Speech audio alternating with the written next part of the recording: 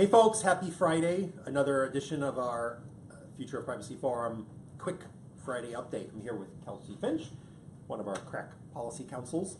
Kelsey's just back from Brussels where she released at a program our Smart City infographic. Kelsey, this is just the poster?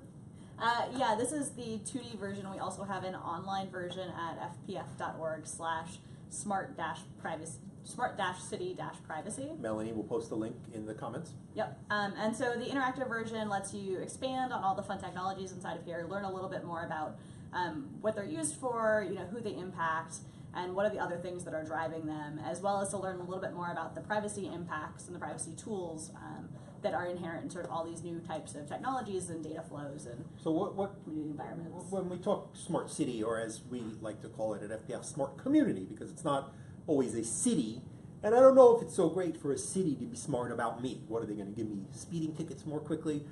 Smart communities, however, perhaps help show how technology might be used. Well, let's see, you've got a light that seems to be capturing information, maybe how many cars go by, maybe whether there's pollution in the environment, maybe helping me know where parking spots are, other technologies. What are some other examples of what might be a smart, a bus that maybe comes to me in the middle of the day. Why is the bus going the same route? Maybe the way people need transportation changes.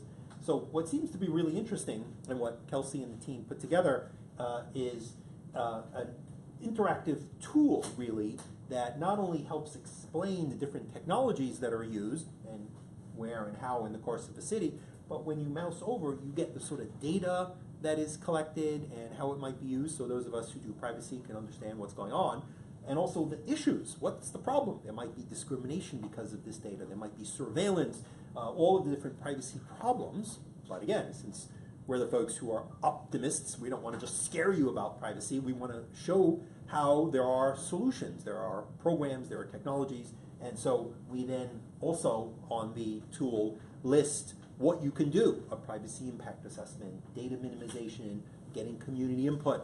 And most useful for those of you out there who are CIOs or working with cities, we have a great page of resources. Every guide, every bit of information we've been able to find that helps people understand what are the right ways to implement these technologies. So anyway, super effort. Please take a look at the tool and play with it, and I think you'll see how exciting some of this can be.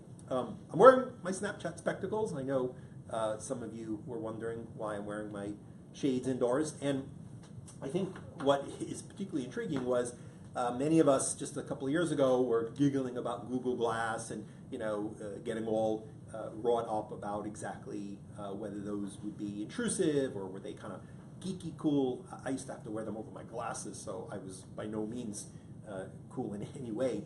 But in any case, obviously how video was recorded or how those glasses could take pictures was what created a lot of debate. And now here we are, and nobody is debating the Snapchat spectacles, which presumably are aimed at the Snapchat audience, which is young. And primarily what this thing does is it shares video onto Snapchat. Now, they did an interesting job. You know when it's recording, it blinks a little bit over here. And obviously they're sunglasses, so if I'm wearing them, you know I'm probably recording you. So I guess maybe they addressed some of the issues, but in a very relatively short period of time, something that was so shocking, all of a sudden everybody's running around trying to get these wherever they are. My teens are not all that excited about them, even though they're big Snapchat users, but I'm not sure I'm supposed to understand how this really works. Anyway, I've learned that my son explains that he will send a blank screen back and forth with his friends just as a way to kind of say, yo, or to continue a streak. So those of us who are not digital natives are going to have to learn from folks like that. This is another tool, and again, the reason why I actually have our Snap spectacles here and our other devices is we're setting up for our Tech Lab event where we host many of the privacy commissioners who are in town for the IAPP conference, and we invite them to our offices along with many of our members FTC staff, congressional staff, and other sort of VIPs around town who are in to talk privacy. And we set up our office with the latest technologies so that they can play with it, they can interact with them. We've got facial detection running on our TV over there. Our team on the other side of the room right now, we'll film this for you maybe next week, is setting up our smart Barbie dream house, which collects data, gets on Wi-Fi. We'll talk about some of those implications and give you a tour of some of our fun gadgets.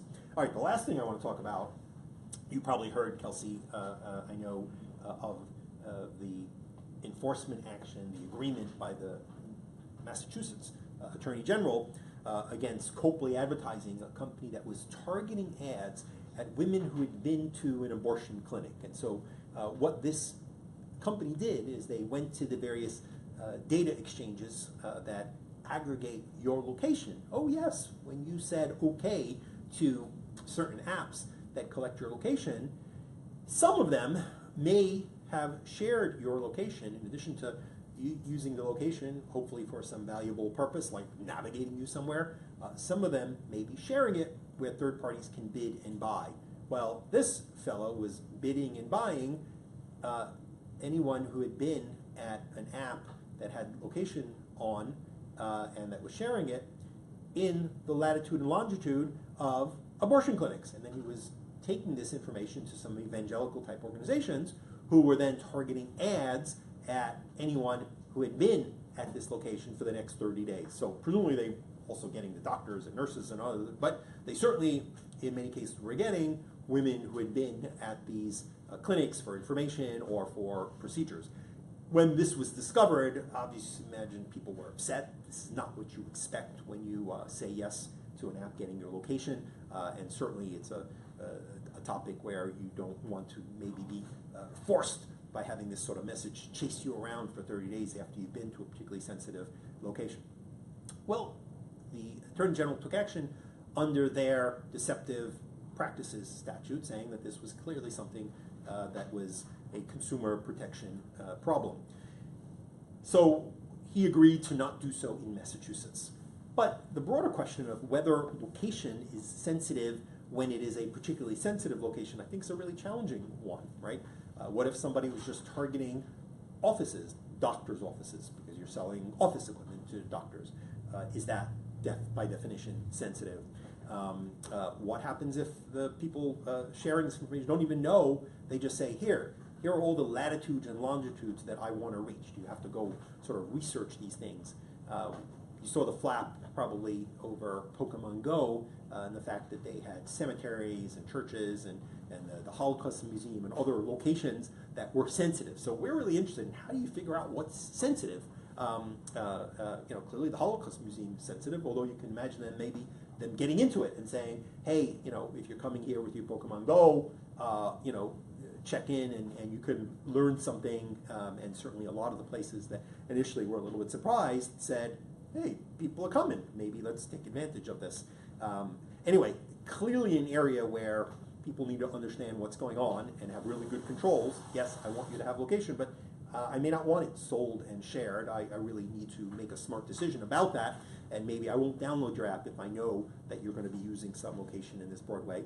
And on the marketer side, we need to figure out what are the parameters, what sorts of locations are sensitive, or what sorts of uses are appropriate or not appropriate, what kind of profiles or categories can be created, because if this sort of thing happens again in perhaps an alternate type of offensive behavior, I think you'll see not only legislation, and in fact there are already state bills like this moving because people have become concerned, or we'll see the platforms taking steps that prevent location from being used in this way. So really something that needs to be solved. We're looking at working with some of the companies that are involved with location in general to make sure that there are good practices so that you can use location comfortably on your phone, know that it's going to help you get the information you want and not be used in some shocking and surprising way.